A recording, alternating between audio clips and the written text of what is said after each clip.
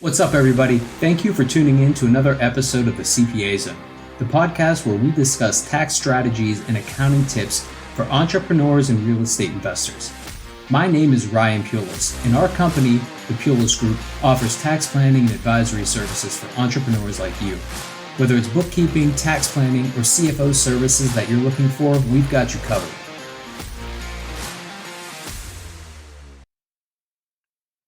What's up, everybody? Welcome back to another episode of the CPA Zone. Today, we're joined by a special guest, Omni Casey. We're going to discuss finding financial freedom through real estate. So Omni is a bit of a serial entrepreneur. He's the founder of Cashflow Breakfast Club. It's an investor in Mastermind. Our company, the Pulis Group, is a proud sponsor of Cashflow Breakfast Club. Omni is also a published author. He put out a book with the same title, Cashflow Breakfast Club, a story about financial freedom. And he's also the founder of Newly Free Developers, a family real estate investment firm. He's been a guest on Bigger Pockets podcast. That was episode 547, if you're interested in checking that out. So Omni, I appreciate you coming on. Thanks for joining us. I hit some of the highlights of your background, but you've accomplished so much. I couldn't fit everything in with a brief intro, but if you'd like to give the listeners a bit more about your background and just tell us about yourself, that'd be great. Thank you, Ryan. Excited to be here. You and I got to just hang out last night at a Cashflow Breakfast Club, so I see you quite often, and I love working with you, and know that you provide value to the entrepreneur investor community. But yeah, so I'm I'm a real estate investor. I like to say I'm the weird guy. Everyone's like has a weird guy in the family that's obsessed about entrepreneurship and real estate, and that's me. That's always been me. And growing up, I don't think I just didn't connect with everyone in my friend group and my family group because I was so obsessed about business and real estate. And what I realized was just creating that community around myself with other weird people that are obsessed about business and real estate was just an easier path to go. So Cashflow Breakfast Club is literally just a community of weird people that love real estate, love investing, and love business. And we get to talk and learn and help people, achieve that financial freedom. I tell people I like real estate. I love business. Real estate just happens to be one of the best businesses in the world that gives you a path, a very clear path to financial freedom. So, I started at a very early age, early 20s. I was 21 when I officially dove in and started investing, and made that commitment to buy one property per year for the rest of my life before I bought any real estate. Didn't own a home yet, didn't own a rental yet, but I realized that this was the path that I wanted to go on. And so I made that commitment to myself. I'm going to make sure there's never a year in my life that I don't buy real estate. And I just assumed that meant one property per year, because that's crazy to do more. But that one property per year turned into 2, turned into 5, turned into 15. And several years ago, we shifted to say, how do we buy one property per week? And 52 properties in 52 weeks. Last year, I think we closed on like 93 properties. And so we're scaling it, and some of that's individual, some of that, gets with partnerships. And the reality is, I didn't start out thinking I'd be buying one property per week or almost 100 properties per year. But I just said, how do I just make a commitment to buy this? And realizing that cash flow was what I was chasing, and cash flow is really what was needed for me to hit my, financial freedom goals to try and hit that at an early age. So that's me. I'm obsessed about real estate, but I do a lot of other things, business-wise as well, that really, keeps me interested and builds communities. So I get to have these conversations with people like yourself. Awesome. Yeah, that sounds great. So I know you mentioned before, and I know just from knowing you that you achieved financial freedom before you were 30 years old. Like, how did that happen? What was that turning point that got you there so quickly? If you started investing at 21, you're at financial freedom by 30 or before 30. That's just incredible. Obsession, probably. I'm a very obsessive personality. I could put my head down and not look up for 10 years, and just like really commit myself to it. So it's a lot of hard work, a lot of obsession, and, timing, in terms of, finding the right people, finding the right, mentors in my life that were willing to give me the right guidance, hiring the right coaches to help me leap forward, two, three, four, 10 years of experience in 6 months or so has, given me the ability to do it and achieve it quicker. But I think what one of my first mentors helped me do was understand what financial freedom actually meant. Because it was just a number, right? I was a Yeah. 21-year-old kid. Someone says I want financial freedom. Most people don't actually know what that means. Like, what does that actually mean? Is that $1 million? Is that $10 million? Do I need to be a billionaire? And then it was once I understood the concept between um, equity value versus cash flow, right? And the reality is financial freedom doesn't come from a lot of money in the bank. Like I could have $1 million in the bank, I could have $10 million in the bank, and I may or may not be financially free because there's so many variables that will affect the value of that money over time. My expenses as well go up, are maybe uncharted at that point. And once I understood that it was actually passive income, the cash flow that led to financial freedom, it became a much easier equation. It wasn't I need $10 million in the bank. It was I need a certain amount of cash flow coming in every single month. And if I wanted to stop actively working, how much cash flow would I need? Right. And at an early age, it wasn't that much. It's just me and my wife as we're kind of going down this journey. And so roughly by 27, we had enough real estate. We bought enough real estate that gave us enough passive income to hit our goals.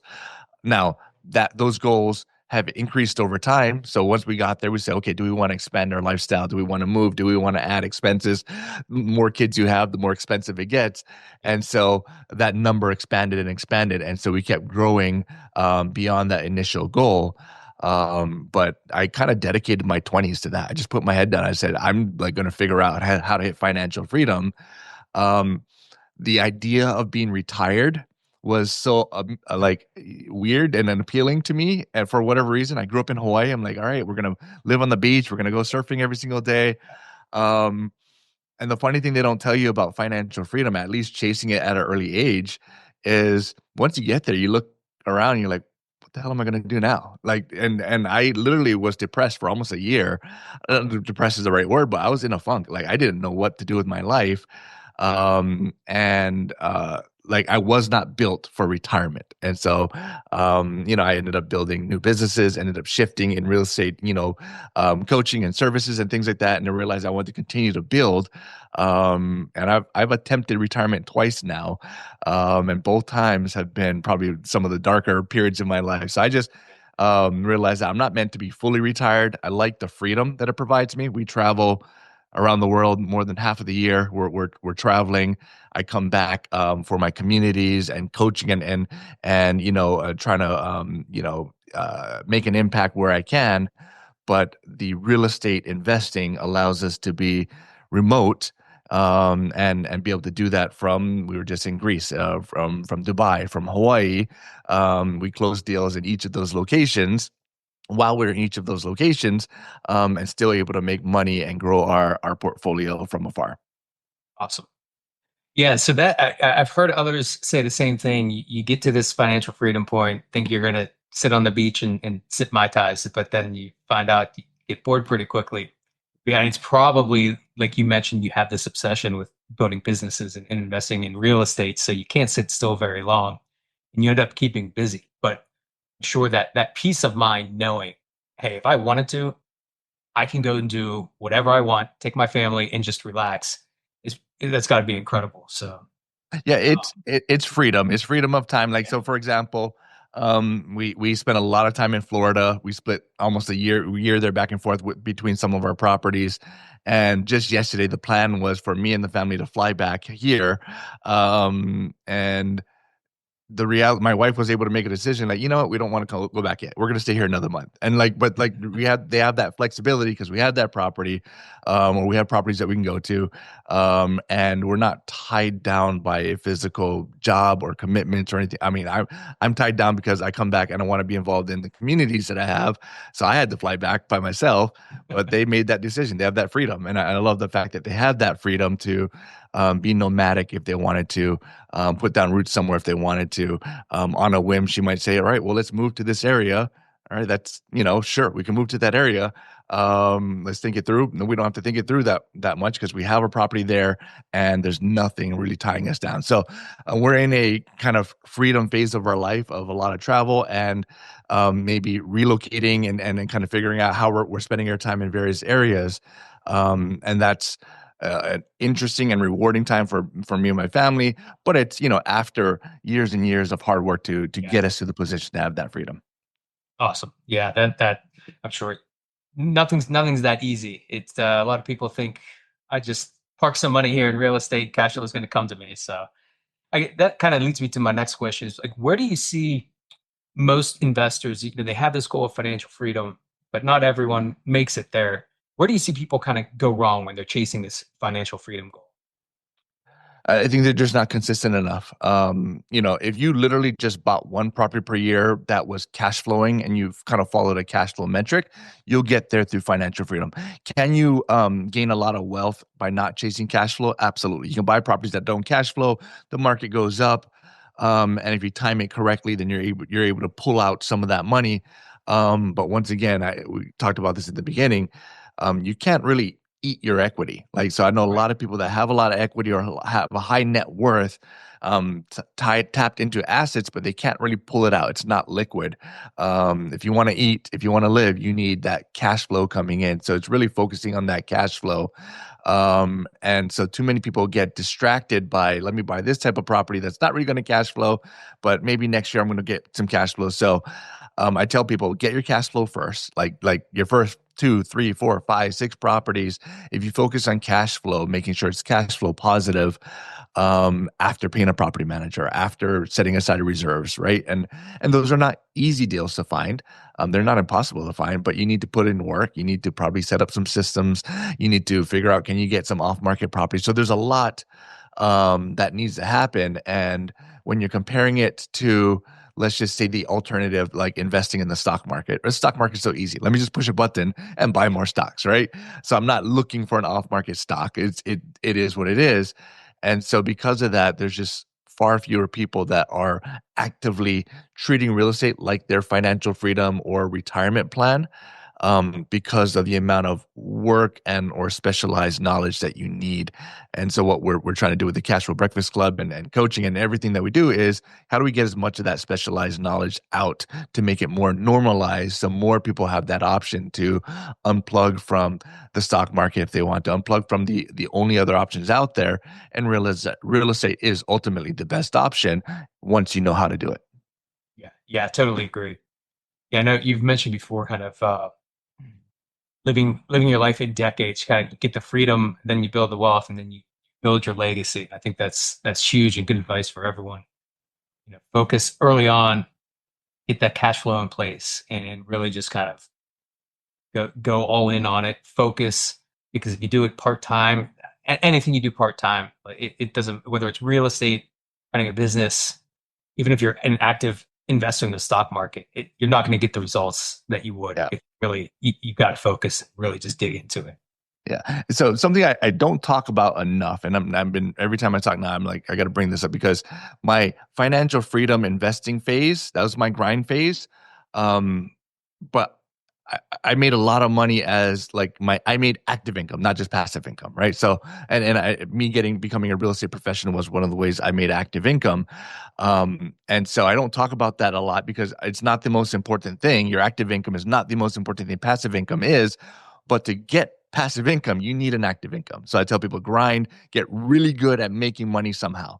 Get like your job. If you're an agent, if you're a CPA, if you have a business, whatever it is, figure out your active income, because your active income needs to grow and accelerate as fast as you can, so that you can make money, not spend all your money, and go buy real estate. Like literally just save up to buy one property per year could change your life. Too many people get excited about real estate, jump into real estate, and buying a rental property is not going to fix your current active income needs. Yeah. Um, and so that's what it is. Too many people like forget that part. No, I need to continue making active income for the next 2 years, 5 years, 10 years, whatever your plan is. But if you put your head down, you save, was there sacrifice? Absolutely. We a lot of sacrifice in terms of how we lived. Every penny we made that didn't go towards our minimal lifestyle went towards buying real estate. Every single penny. And so, if you're willing to sacrifice, then you can fast track your goals to hit that financial freedom number. If you don't sacrifice, then you're on a regular path. And that might be you're retiring at 60, you're retiring at 70, maybe you're never retiring because the stock market doesn't, cooperate with your timing. But yeah, if you sacrifice and you shorten your path to that cash flow financial freedom, it just gives you those options. So yeah, grind phase, give yourself 5 to 10 years of just grind, earn a lot of money, make a lot of money, don't spend it all, go buy real estate. If you do that, it's hard to make a mistake as long as you have a long-term projection on that buy and hold. Yeah, yeah, that's great advice. Little change in topic here, but I know you had created something you call the portfolio BRRRR. Do you mind telling us about that a little bit? 'Cause I find it fascinating. Yeah, it's my favorite strategy that I stumbled across. Literally, we started buying one property per year, then five, then 10, and we like expanding our goals, realizing we could do more, right? Because 3 years into it, market went up. We have equity in our properties. I'm getting better at making money myself. So I have where I thought I can invest, 30,000 a year. Now I have a few $100,000 that I can invest in, based off my active income increases and equities, right? So now we're snowballing that a little bit more, buying more and more. And to go from one property purchase per year to like 5 to 7 to 10, that's a lot. Like to close once per month, that's a lot of work. There's a lot of paperwork. There's a lot of insurance. There's a lot of moving parts in that. And we started to say, like, how much can we do? Right. Like to see past 10 to 15 properties per year just seemed so chaotic for us. Like just the amount of closings, the amount of transactions we need to have. And so there was this hurdle, and it's just kind of thinking about like, how do we do this differently? So we started to really look at, are there packages? So the natural progression, I typically bought single family homes and eventually shifted to more small multifamily, which is duplex, triplex, quadplex, right? Stayed in that residential realm. And the natural progression is, all right, I need to buy more doors. Let me go buy big multifamily. And so we looked at that. We looked at, all right, well, what if we start looking at 100-unit apartment buildings, and that probably made the most sense. And we started to look at, all right, there's friends that want to invest with us, so we can probably put a group together and do a syndication. And we went down that route. But my risk tolerance, I'm willing. I have a level of tolerance for risk, but it's lower than most people think, lower than most other investors out there. And so I'm very confident in buying real estate as long as it has residential, long-term, 30-year debt on it.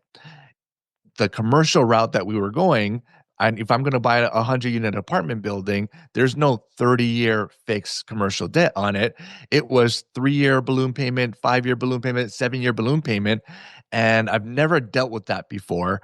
And like the amount of stress that, like, literally we're getting the process of making an offer, the amount of stress of me not knowing what the markets are going to be like in 3 years or 5 years or 7 years. And if the cap rate adjusts a little bit or something happens, even if we do our job correctly, I have to do something. I have to sell that property or refinance that property in 3 years, 5 years, 7 years, which might mean that if the market shifts, I'm bringing another $300,000 to the table just to refinance because the loan ends at that point, right? So that level of stress, I wasn't ready for it. And so we figured, how do we get more doors in a transaction, but stay within that residential realm and that portfolio, a landlord that owns, 5, 10, 15 duplexes became that solution for us. So 10 duplexes, that's, 20 doors, but it's still one purchase, right? So we can do one purchase, one transaction, one negotiation with a seller, and get to 20 doors or 30 doors or 50 doors from one transaction. And so that became our default, purchase mode. And when we realized that, my favorite strategy is the BRRRR strategy. So the buy, rehab, rent, refinance, repeat. So our capital is not stuck in it.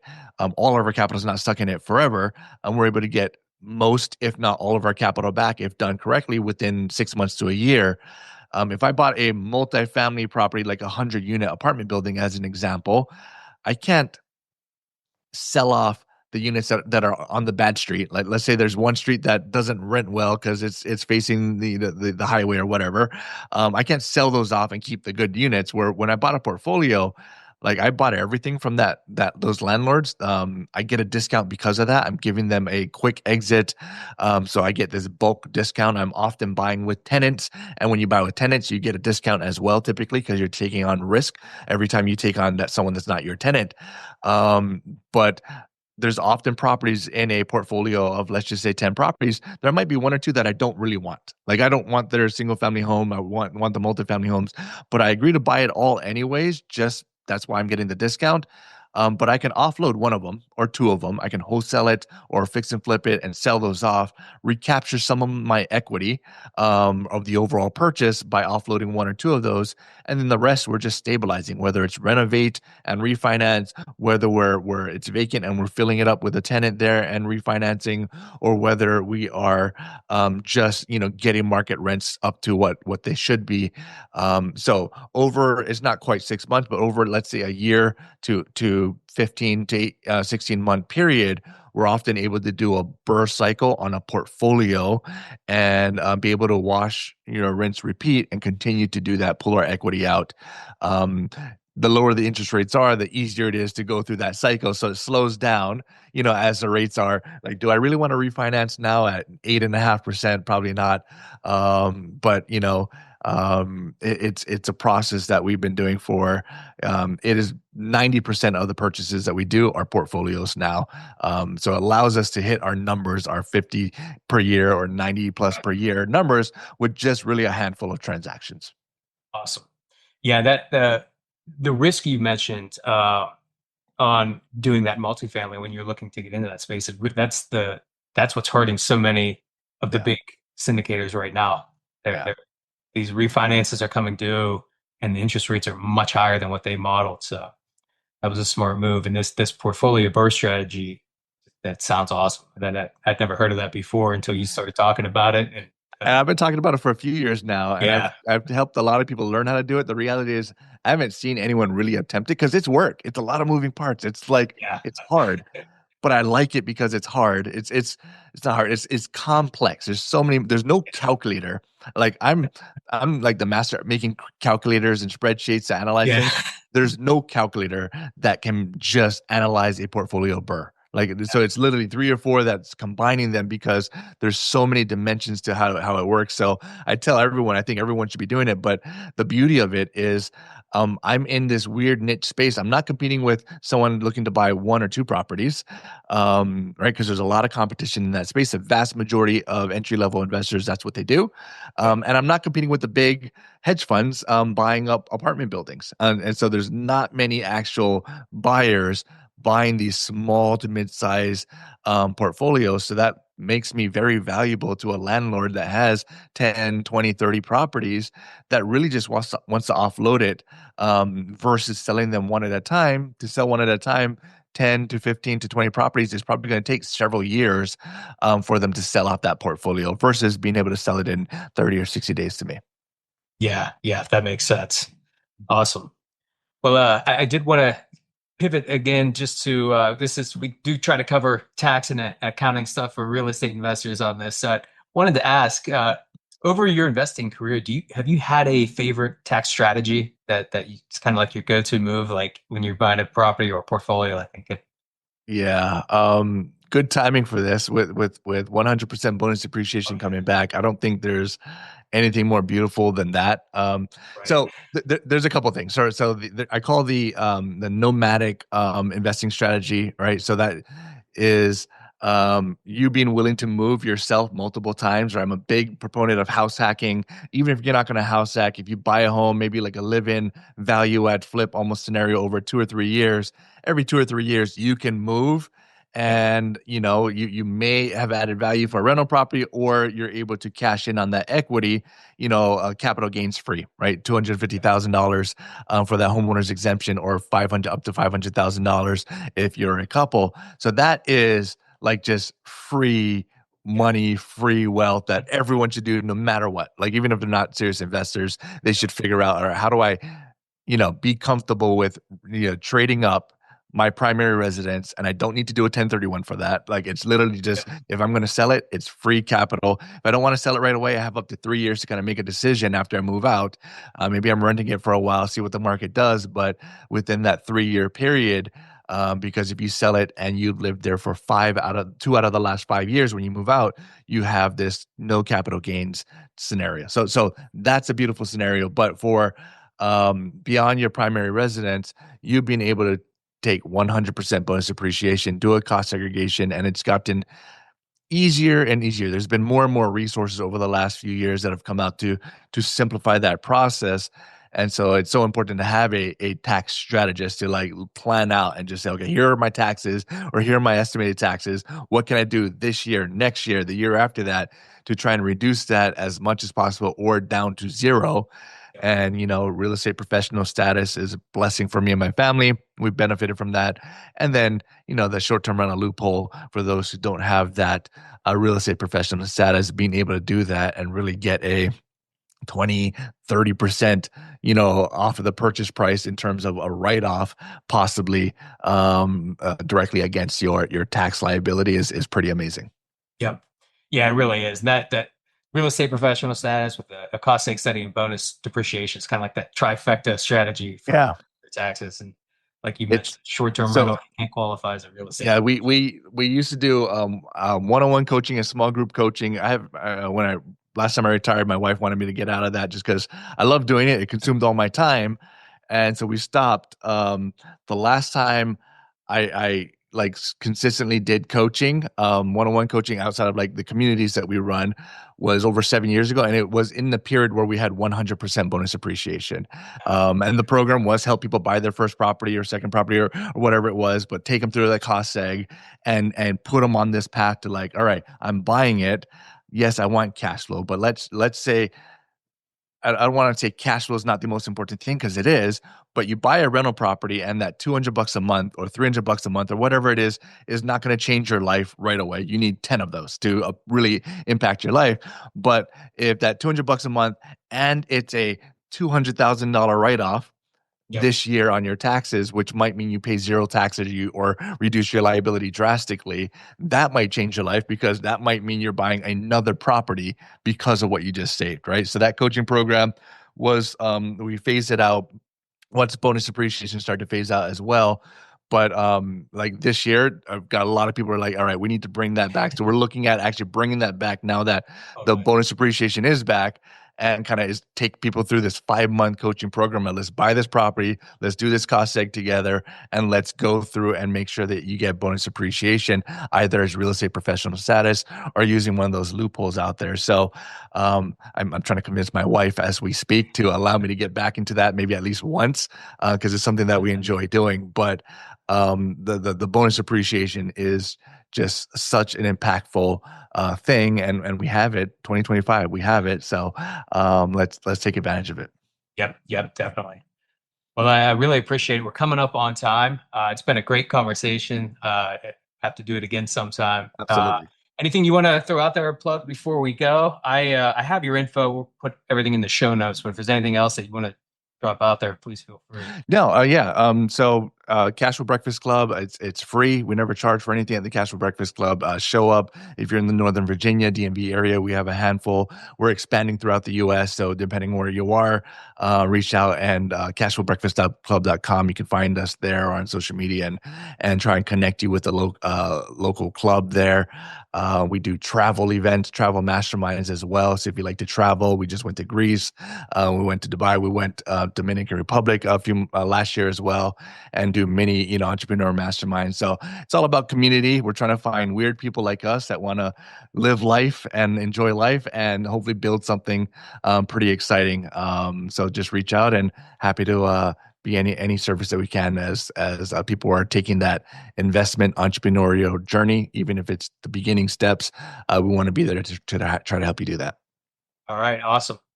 Thanks again. It's been great talking to you. Absolutely. That about does it for today, everyone. Until next time, have a great day. Are you interested in becoming a client? Click the Discovery Meeting link in the show notes to schedule a free call to discuss our services. So that about does it for this episode of the CPA Zone.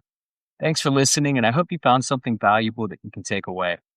We are taking on new clients, and if you'd like to work with us, then go to our website and fill out the client intake form on our contact page.